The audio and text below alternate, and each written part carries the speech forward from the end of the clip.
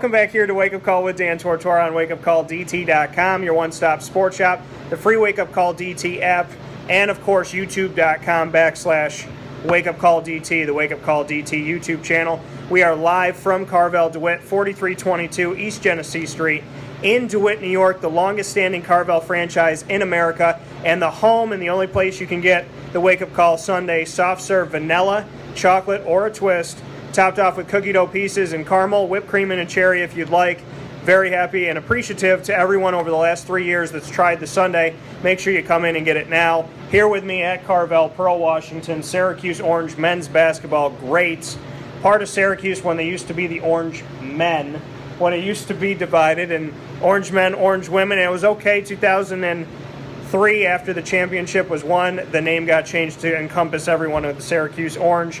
So throughout history, it's important to bring something up like this. The history of Syracuse, we go back in time.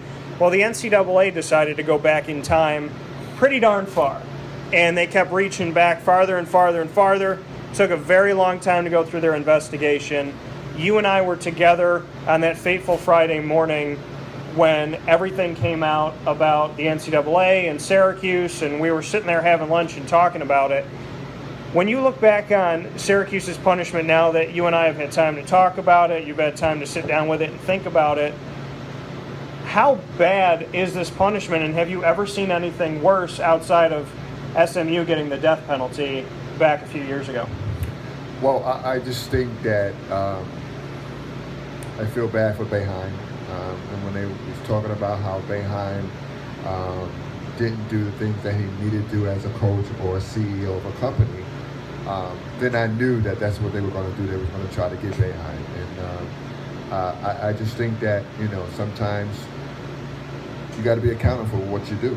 And when you're accountable for what you do, then things happen. And I think with the NCAA, they really want to get Boeheim. And I think this was their opportunity to get him. So I just think I'm glad that it happened this year and not next year, because next year, again, it's supposed to be a good recruiting year for next year. So, hopefully they won't ban us for that either for next year too. So we'll see what happens.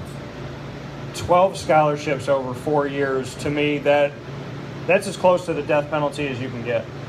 Well, hopefully that can change, and if that does happen to change, then that'll be great for us, for Syracuse, for the people who bleed orange.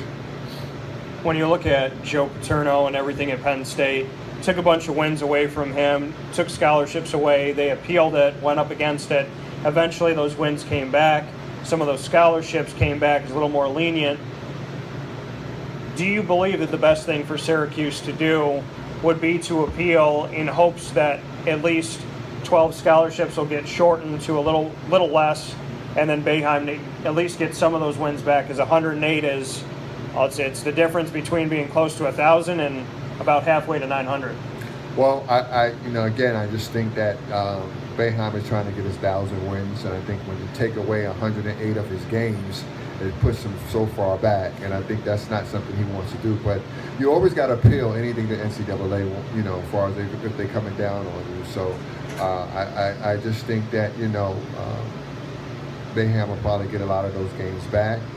And again, for everybody out there, Boeheim is not going anywhere. He's going to stay there until he's ready to leave. And when he's ready to leave, that's when he's going to leave. We went back and forth on the rationale of Boeheim staying or Boeheim going. Then that Sunday, right after everything came out on Friday at the Hardwood Banquet, he got a little bit choked up, which not a lot of people get to see that really ever from Boeheim. And he said that he's been here for such a long time. He said, I'm not going anywhere. When he said that, was that enough for you to say, okay, you know what? I'm not worried about him leaving anytime soon? Was that enough for you, that kind of choked up moment? Yeah, well, it was for me, it was. But I think personally, I think Boeheim is a very stubborn person, and Boeheim does what he wants to do. And so I don't think Boeheim's going to go out with the idea because he's going to be suspended for 9 games and then lose all those 108 games and then be gone. It's just not going to happen. Boeheim still wants to win. He got some great players coming in next year, and so we'll see how it goes. Whatever happens when he decides to leave, is when it's going to be beneficial for him and also for Mike Hopkins, when Hopkins will take over. When you look at Mike Hopkins, 9 games that Boeheim is going to be suspended for the 9 games in the ACC, first 9 games. When you look at those 9 ACC games, and if Mike stays here like the expectation is, when Boeheim has to watch Mike Hopkins be the head coach for 9 games straight, do you think that'll affect him at all, knowing him the way that you know him? No, I don't think so. Like I said, I just think Boeheim, when he decides he want to make a decision to leave, is when he will do that. I think for Mike to get his feet wet in there for those 9 games would probably be great for him. But I just think that, Boeheim is going to do what he feels is right to do at this point, and I think that's how it's going to be. When this penalty came out and we went through everything, did you expect it to ever go to this length? I think it's unprecedented. I don't think anybody has ever gone through a punishment that had so many layers and pieces to it. Well, no, you're right. I mean, I think it's a very big thing that they're doing to Syracuse, and also attributed to Boeheim too also. But I just think that Syracuse is going to, they're going to rebuild. They're going to do what they have to do, and hopefully all those games that they say they're going to lose, they'll get them back. And hopefully, maybe he won't get those 9 games once they appeal it. So at least we got to kind of wait and see what happens.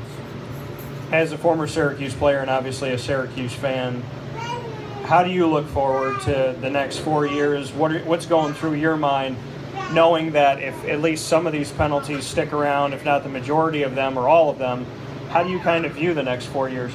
Well, I think the next 4 years is going to be great. I think, Syracuse is going to be just like they were this year. They're going to be better, getting some better players next year, and then hopefully all those players stay with them for the next 4 years and not, maybe have an opportunity to go play professional basketball, but have an opportunity to win the NCAA championship. And that's really what it's about. And so I'm looking forward to it because, I'm going to be here because I'm in school, but I'm looking forward to seeing these new guys that's coming in next year. Malachi Richardson, Frank Howard, Tyler Lydon, and Mustafa Zhang, the 4 guys that are coming in. If they were to stay with Syracuse, if for some reason they all decided we're going to stay 4 years, or even 3 of them decide that, they'll stay throughout the length of Syracuse's penalty. So Syracuse won't be able to recruit a lot, but they'll be able to grow them. How important was it that the 4 guys that had already signed their letter of intent with Syracuse were not affected? How important do you think that is to the NCAA penalty that Syracuse has these 4, which could end up being here throughout the whole time? Well, I think having those 4 guys come in next year is going to be a hit and miss in reference to us winning the championship. I think we got guys that come in and can shoot from the outside. We got guys that can play good defense, and we got guys that really, want to play college basketball and get an opportunity to win a championship for the NCAA. And I just think if that's the way it's going to be, then it's going to happen that way. And finally with you, Pearl, to talk to Syracuse fans and to give them your overall thoughts and your feelings. When you think about Syracuse now, you think about Jim Boeheim, Mike Hopkins, Adrian Autry, Jerry McNamara. When you look at this current era of Syracuse basketball, how do you define it, and what should Syracuse fans know moving forward?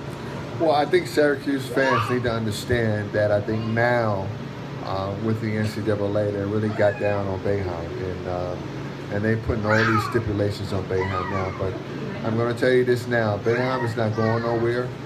I think after the 9 games, if it becomes less than 9 or maybe not even have 9 games, Boeheim is going to do what he's been doing all these years, is coach these teams and make sure that they have an opportunity at least to get a chance to play for the NCAA championship. That coming from Pearl, Washington, live from Carvel DeWitt, 4322 East Genesee Street in DeWitt, New York, longest standing Carvel franchise in the world. And the Wake Up Call Sunday is obviously a home right here. I'm Dan Tortora for Pearl, Washington, Syracuse. Great. Very happy. Get on those brackets if it hasn't started yet by the time that you're watching this and listening to it. Make sure you get to your brackets, get in the challenge.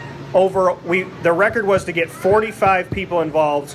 We are over 115 and counting. Thank you to everyone that has been strong and supportive, especially in a season with Syracuse not in the tournament. Pearl and I are going up against each other, and you. We'll see who does better between the two of us. We have almost exactly the same Final Four, and we'll see how well we do up against you. Thank you so much, and thanks to Carvel DeWitt, Jay Cartini, and his staff. God bless, and we'll be back soon.